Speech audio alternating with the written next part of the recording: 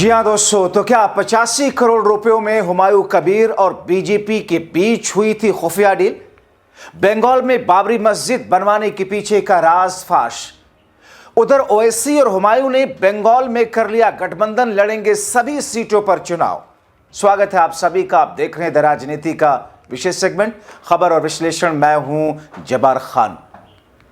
तो क्या भारतीय जनता पार्टी को बंगाल में अपनी इंटेलिजेंस से इस बार पहले के मुकाबले ज्यादा बदतर स्थिति चुनाव में दिख रही थी?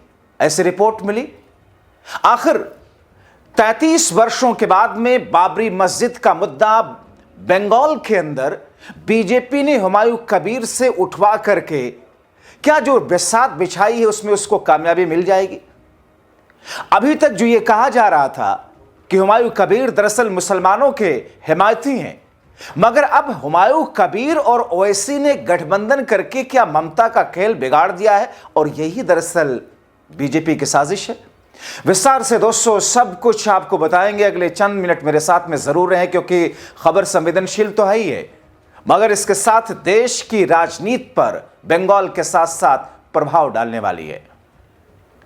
दोस्तों, आपने देखा कि किस तौर पर 2 दिन पहले बंगाल के अंदर हुमायूं कबीर नाम का एक शख्स, जो कि भारतीय जनता पार्टी के टिकट से 2019 के चुनाव में चुनाव लड़ चुका है, भारतीय जनता पार्टी का नेता रह चुका है, लेकिन अब जो खबरें सामने आई, जो खुलासा हुआ कि बंगाल में बाबरी मस्जिद के बनवाने, उसका शिलान्यास करने के पीछे भारतीय जनता पार्टी से खुफिया डील हुई, जिसमें 85 करोड़ रुपयों का बजट दिया गया और वो 85 करोड़ रुपए हुमायूं कबीर खुद पे खर्च करें, मस्जिद बनाए, जो मर्जी वो करें, लेकिन बंगाल को ममता के हाथ से निकालने के लिए बाबरी मस्जिद के जरिए एक ऐसी बिसात बिछा दी गई जिसके जवाब में अब हिंदू संगठन में तैयार खड़े हुए, और यही दरअसल भारतीय जनता पार्टी चाहती है।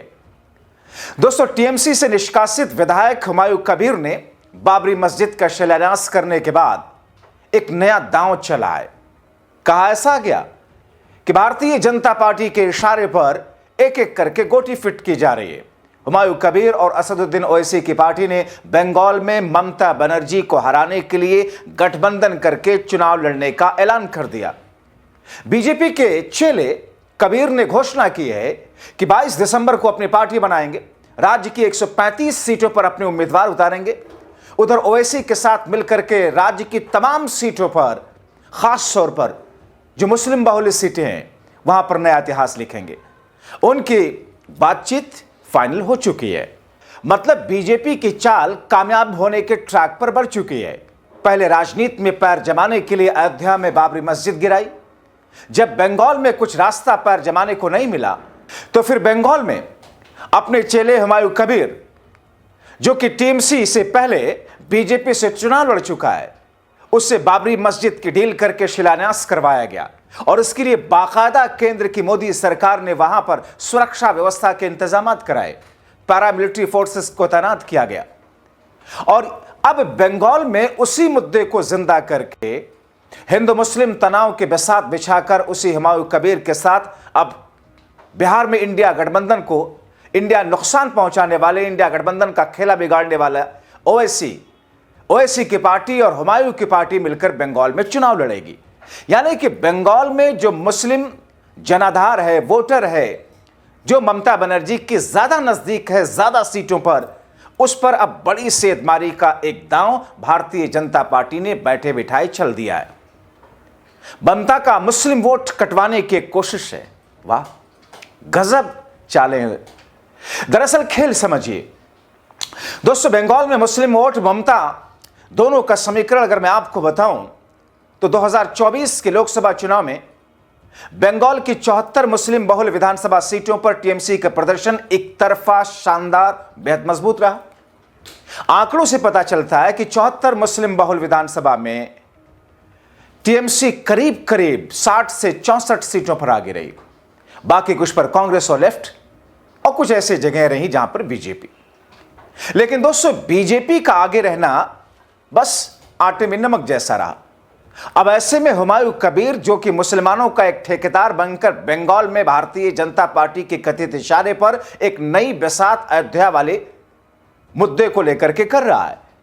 अब ऐसी स्थिति में हुमायूं कबीर और ओवैसी का गठबंधन माना यह जा रहा है, कहा यह जा रहा है कि दरअसल ये दिल्ली की एक सीक्रेट मीटिंग के बाद में ये स्थितियां उत्पन्न हुई। और दोस्तों, इसीलिए ये सारा का सारा ताना बना एक मास्टर प्लान के जरिए 2 साल पहले ही तैयार हो जाता है। ओवैसी ने बिहार के फौरन बाद ऐलान कर दिया था कि बंगाल में हम जाएंगे चुनाव लड़ने के लिए। और उधर इसी बीच में हुमायूं कबीर, जो कि भारतीय जनता पार्टी के टिकट से चुनाव लड़ चुका था, बीजेपी का नेता था, उसने बंगाल के अंदर अयोध्या वाले 90 के दशक की स्थिति उत्पन्न करने की कोशिश कर दी। और तीसरी तरफ उत्तर प्रदेश में केशव प्रसाद मौर्य का बयान मैंने आपको बताया था एक दिन पहले कि कैसे उन्होंने कहा कि बनने दीजिए इस मस्जिद को, बनते ही इसे बिठा देंगे। यानी कि पहले इस बिसात को बिछाओ, हवा दो, आग जलाओ और उसके बाद में उस पर पानी डालो और फिर उससे अपना अपना फायदा उठाओ। तो एक तरफ जहां पर ओवैसी और हुमायूं कबीर के जरिए बंगाल में मुस्लिम वोटों में सेंधमारी, दूसरी तरफ एसआईआर से वोट कटवाना, वोट जुड़वा करके मैदान मारने का रहा सहा जो बाकी बचता था मामला, उसे पूरा कर लेना। तो एक ऐसी स्थिति दोस्तों, जब बंगाल के अंदर इस बार किसी भी हाल में भारतीय जनता पार्टी विधानसभा के चुनाव में कुछ ऐसा करना चाहती है जो आज तक बंगाल में नहीं कर सकी। ऐसी खबरें भी बीच में तैरने लगी कि बंगाल में जो कामयाबी एक बार बीजेपी को मिली थी 18 लोकसभा सांसद जीत करके, और उसके बाद फिर से धराशायी पिछले चुनाव में हो गई थी बीजेपी विधानसभा में, इस बार उसे फिर से इंटेलिजेंस से ऐसी खबरें आ रही हैं कि बंगाल में पिछले चुनाव के मुकाबले ज्यादा बुरा हश्र होगा। तो क्या ये जोड़ करके देखा जाए कि इन तमाम चीजों के बीच में ये जो नया ताना बाना है वो दरअसल चुनावी बिसात का है, और इस चुनावी बिसात में मुस्लिम जो वोटर है बंगाल का, उसे भ्रमित करने की एक कोशिश है। अगर वो मुस्लिम वोटर जो कि 74 सीटों पर डिसाइडिंग फैक्टर है, अगर उसमें से 64 सीटों पर ममता आगे थी, उसमें से 30 सीटों पर भी ममता को पीछे कर देते हैं ओवैसी और हुमायूं मिलकर के, तो फिर भारतीय जनता पार्टी इस बार तो एसआईआर का भी खेला है। यानी कि बीजेपी कहीं ना कहीं फाइट में टीएमसी के मुकाबले सामने मैदान में खुद को कॉन्फिडेंट महसूस करेगी। और उसके बाद का फिर वोटिंग प्रतिशत, मतदान में क्या कुछ खेला होता है, उसके बाद फिर काउंटिंग, यानी कि कम से कम 5 से 6 स्टेज ऐसे हैं जो पार होते होते, नतीजे आते आते अब हरियाणा, महाराष्ट्र, बिहार की तरह आश्चर्यचकित रह जाएंगे, कह रहे ये क्या हो गया। लेकिन दोस्तों, इन तमाम चीजों के बीच में जो एक खास इनपुट आया और ऐसी खबरें तैरने लगी कि साहब 85 करोड़ रुपए जो कि बजट रखा गया इस बाबरी मस्जिद के बंगाल में बनने का, दरअसल ये पैसा हुमायूं कबीर के पास में आया कहां से। कई सारे लोगों ने यह कहा कि यह पैसा दरअसल भारतीय जनता पार्टी की तरफ से फाइनेंस करवाया गया, और इस पैसे का इस्तेमाल मस्जिद बनाने के लिए करें या हुमायूं कबीर खुद के लिए करें या चुनाव लड़ने के लिए, दरअसल इस पैसे का एक बड़ा हिस्सा आने वाले विधानसभा चुनाव जो कि 5-6 महीने में होने हैं, उसमें ओवैसी और हुमायूं कबीर की पार्टी मिलकर के बंगाल में एक नया गुल खिलाने की कोशिश करती हुई दिखाएगी।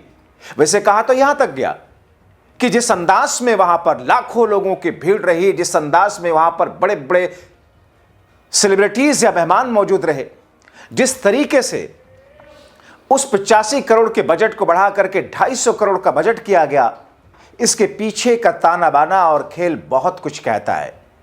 इसीलिए दोस्तों, क्या अब ओवैसी, जिन्हें बीजेपी की बी टीम कहा जाता था और वो उसको लेकर के जिस तौर पर जस्टिफाई करते थे, अब हुमायूं कबीर के साथ में जो कि टीएमसी से पहले भारतीय जनता पार्टी का नेता रहा है, बीजेपी के टिकट पर चुनाव लड़ चुका है, अब जब ये सारे के सारे एक एक करके राजफाश होने लगे, तो फिर क्या वाकई ये मान लिया जाए कि हुमायूं कबीर और ओवैसी दरअसल वही कर रहे हैं जो उनको उनके आका के जरिए से इशारा मिलता है।